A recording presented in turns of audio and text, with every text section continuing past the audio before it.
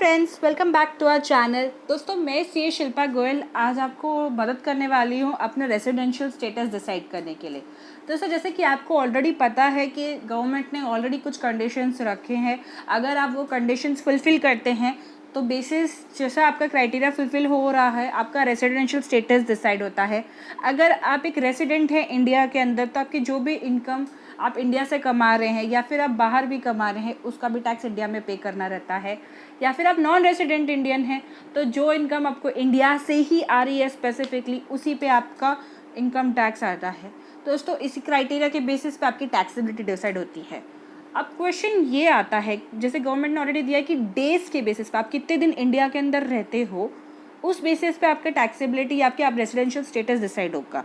Question ये आता है कि जो लोग 22 मार्च के बाद इंडिया में आए हैं या फिर 22 मार्च के पहले आ गए थे इंडिया के अंदर, बट क्योंकि कोरोना वायरस के चलते हमारे ऑनरेबल मिनिस्टर ने, प्राइम मिनिस्टर ने और प्रेसिडेंट ने मिलकर अपना ये जो नेशनल बॉर्डर्स है वो बंद कर दिए थे। ये लोग वापस नहीं जा पाए इंडिया से बाहर।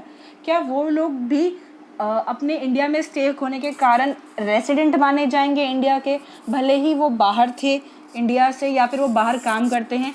तो इसके चलते गवर्नमेंट ने एक सर्कुलर इशू किया है, सर्कुलर नंबर 11 ऑफ 2020 डेटेड 8 मई 2020, जिसमें उन्होंने क्लेरिफिकेशन दिया है कि जो लोग इंडिया में विजिट करने आए थे ऑन और बिफोर 22 मार्च 2020 एंड वापस नहीं जा पाए 31 मार्च 2020 तक, क्योंकि एक या तो क्योंकि हमारे बॉर्डर्स क्लोज हो चुके थे, सेकंड उनको कोरोना वायरस इन्फेक्ट हो चुका था और वो क्वारंटाइन किए गए थे, या फिर उनको डिपार्ट किया गया है एक इवैक्यूएशन फ़्लाइट पे ऑन और बिफोर 31 मार्च 2020।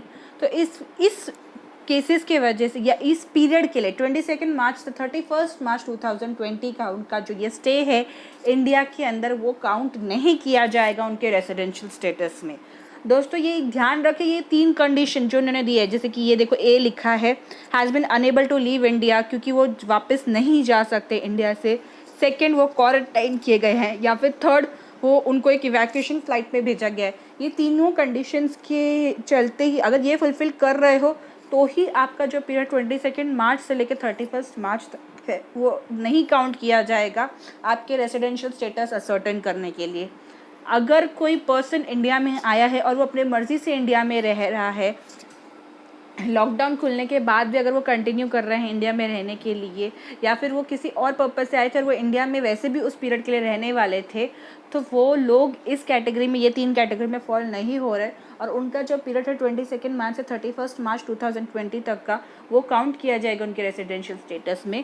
सिर्फ ये 3 कैटेगरी के ही लोगों को काउंट, उनके वो डेज़ इंडिया के अंदर जो रह रहे हैं वो नहीं काउंट किए जाएंगे उनका रेसिडेंशियल स्टेटस कंप्यूट करने के लिए फाइनेंशियल ईयर 1920 का। तो दोस्तों, आई होप ये जो टॉपिक है हमने आपको क्लेरिफाई किया है अपने इस वीडियो के थ्रू। इस टॉपिक से रिलेटेड कोई भी क्वेरी है तो प्लीज़ हमारे कमेंट सेक्शन में नीचे लिखिए, हम कोशिश करेंगे उसका जवाब देने के लिए। Thank you.